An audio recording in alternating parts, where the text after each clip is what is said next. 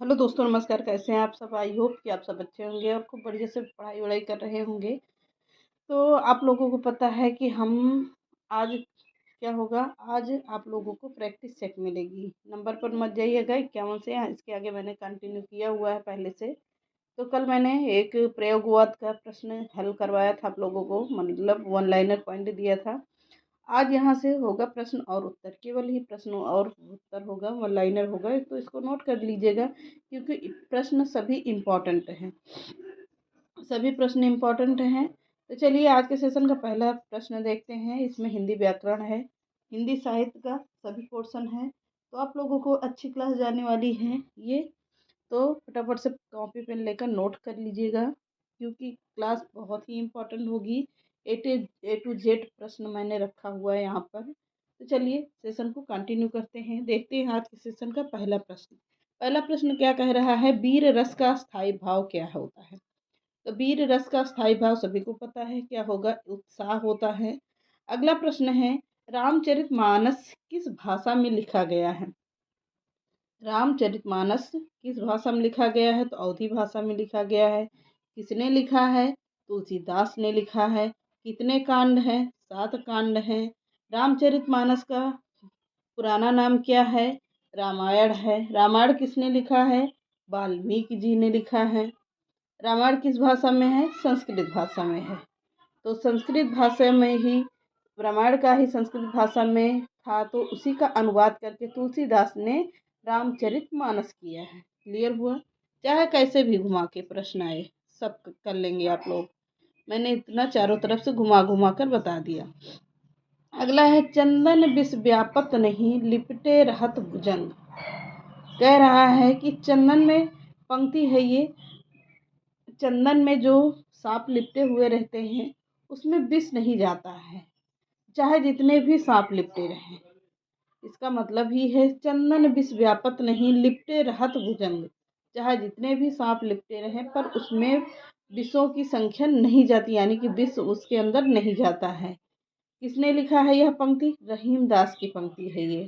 चंदन विष व्यापत नहीं लिपटे रहत भुजंग, कौन रचयिता होंगे? रहीम की है। अगला है, गीतांजलि के रचनाकार कौन है? तो गीतांजलि किसकी रचना है? सभी को पता होना चाहिए, ये है रविंद्रनाथ टैगोर की रचना। कौन सी? गीतांजलि। ऐसे ही प्रश्न आप लोगों को परीक्षा में आते रहते हैं। किसकी है? रविंद्रनाथ टैगोर की है। अगला प्रश्न है, मुझे तोड़ लेना वनमाली उस पथ पर देना तुम मुझे फेंक। अब यह प्रश्न मैंने आप लोगों को यहाँ पर देखा है कि इसके रचयिता कौन होंगे। कमेंट में जरूर बताना, कमेंट में बताना। मैंने इसको कई बार पढ़ाया भी है, ये भी याद कर लीजिएगा। पूरी वीडियो देखेंगे तो मैंने 3-4 बार इसको पढ़ाया है। मुझे तोड़ लेना वनमाली उस पथ पर देना तुम मुझे फेंक, यह पंक्ति किसकी है? ये प्रश्न है। आगे देखिएगा, शिव शंभू के चिट्ठे से संबंधित रचनाकार हैं। कौन होंगे? शिव शंभू के चिट्ठे से संबंधित रचनाकार कौन होंगे? बाल मुकुंद गुप्त का है। किसका? बाल मुकुंद गुप्त का है शिव शंभू के चिट्ठे। अगला है, दक्षिण भारत में हिंदी भाषा के क्षेत्र में कितने प्रचार प्रसार किया? दक्षिण भारत में हिंदी भाषा के क्षेत्र में किसने प्रचार प्रसार किया था? तो कौन होंगे? सी राजगोपालाचारी। कौन होंगे? सी राजगोपालाचारी के बारे में बात कर रहा है। अगला प्रश्न है, निम्न में से किस पुस्तक में भ्रमर गीत का प्रसंग है? तो निम्न में से किस पुस्तक में भ्रमर गीत का प्रसंग है? तो सूर सागर में है। किसमें? सूर सागर में है। अगला प्रश्न है, मानवीकरण अलंकार का प्रयोग किस प्रकार की कविता में हुआ है? प्रश्न बहुत ही इंपॉर्टेंट है। मानवीकरण अलंकार का प्रयोग किस प्रकार की कविता में हुआ है? तो किसमें हुआ है? नई कविता में हुआ है। किसमें? नई कविता में हुआ है। अगला पॉइंट है, अनिल का पर्यायवाची शब्द क्या है? अनिल का पर्यायवाची शब्द क्या होगा? पवन होगा। पवन का पर्यायवाची शब्द अनिल है। एक दूसरा। अगला प्रश्न देखते हैं, बिपाशा पत्रिका का प्रकाशन किस प्रदेश में होता है? तो बिपाशा पत्रिका का प्रकाशन होता है कहाँ? उत्तर प्रदेश में। कहाँ होगा? उत्तर प्रदेश में होगा। अगला है नील कमल में कौन सा समास है? क्या है? कौन सा समास है नील कमल में? नीला है जो कमल, है जो के समान किस में आता है? कर्मधारय समास में आता है। तो नीला है जो कमल कौन सा समास? कर्मधारय समास होगा। अगला है शेष कादंबरी के रचयिता हैं। तो शेष कादंबरी किसकी रचना है? अलका सरावगी की रचना है शेष कादंबरी। अगला प्रश्न देखते हैं, वर्ण के द्वितीय व चतुर्थ व्यंजन क्या कहलाते हैं? तो वर्ण के द्वितीय व चतुर्थ व्यंजन क्या कहलाते हैं? महाप्राण कहलाते हैं। क्या? जैसे खा हो गया और क्या हो गया? क ख अंगा क्या होंगे? यह महाप्राण के अंतर्गत आते हैं। अगला है वर्ण के द्वितीय व चतुर्थ व्यंजन क्या कहलाते हैं? तो वर्ण के द्वितीय व चतुर्थ व्यंजन कहलाते हैं क्या? महाप्राण कहलाते हैं। क्या कहलाएंगे? महाप्राण कहलाएंगे। अगला है दोहा छंद में सिंगारी, यहाँ पर सिंगारी स्र गलत लिखा हुआ है, ये नहीं रहेगा। सिंगारी रचना प्रस्तुत करने वालों में हिंदी के सर्वाधिक ख्याति लब्ध कवि हैं। प्रश्न बड़ा है, फिर से देखिएगा। दोहा छंद में सिंगारी रचना प्रस्तुत करने वालों में हिंदी के सर्वाधिक ख्याति लब्ध कवि हैं। कौन? इसे कौन से कवि को कह रहा है? बिहारी जी के बारे में बात कर रहा है। कौन होंगे? बिहारी जी होंगे। अगला प्रश्न है, छंद का सर्वप्रथम उल्लेख कहाँ मिलता है? तो छंद का सबसे पहले प्रयोग कहाँ में किया गया है? सारंग वेद में किया गया है। कहाँ? सारंग वेद में किया गया है। अगला प्रश्न है, श्रृंगार रस का स्थायी भाव क्या होगा? श्रृंगार रस का स्थायी भाव होता है रति होता है। श्रृंगार यहाँ भी थोड़ा टाइप होने में गलत हुआ है, तो उसको भी काट दीजिएगा। तो श्रृंगार रस का स्थायी भाव रति होता है। अगला प्रश्न है, कुरुक्षेत्र को क्या कहा जाता है? तो कुरुक्षेत्र मतलब होता है रण क्षेत्र, यानी लड़ने का मैदान, कुरुक्षेत्र के नाम से जाना जाता है। अगला प्रश्न है, भारत में सर्वाधिक किस भाषा का प्रयोग किया जाता है? तो भारत में सर्वाधिक भाषा का प्रयोग हिंदी भाषा का प्रयोग होता है।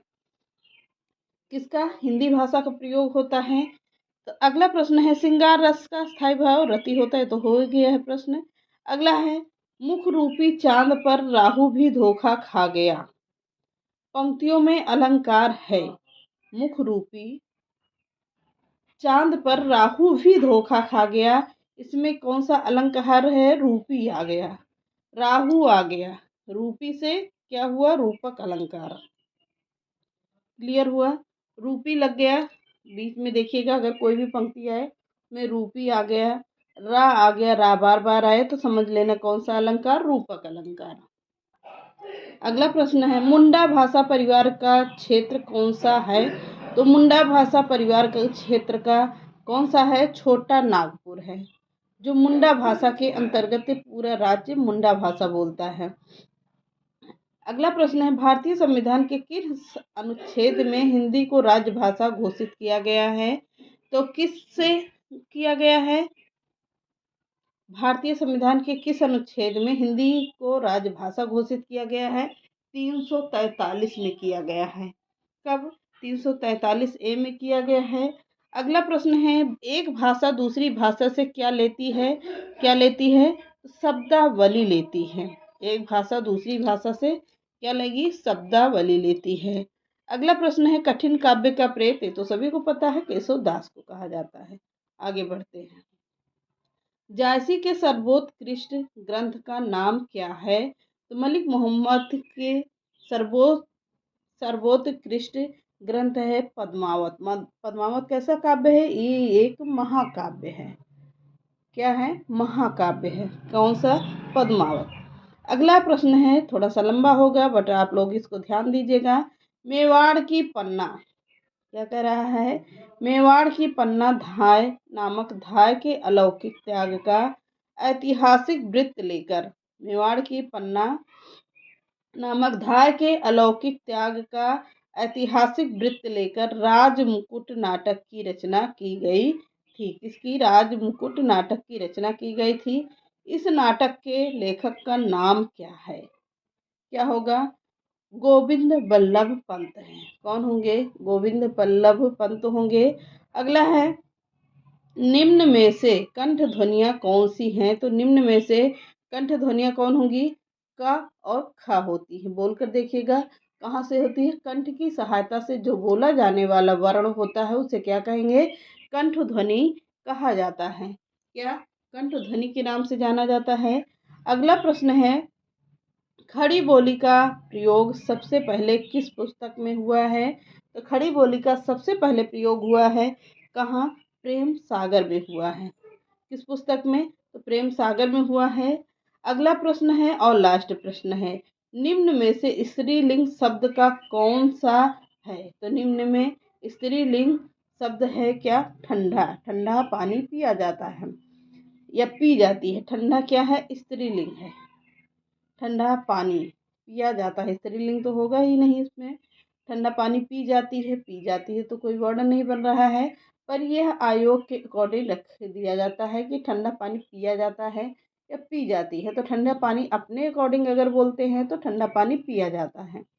तो क्या होगा? इसमें है पुल्लिंग शब्द है, पर यहाँ पर टाइप गलत हो गया है शायद। तो यहाँ पर होगा क्या? ठंडा पानी पिया जाता है, पुल्लिंग शब्द होगा।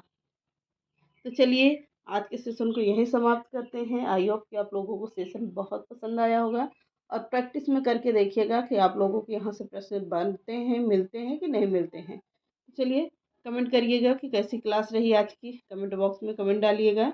चल, बाय बाय।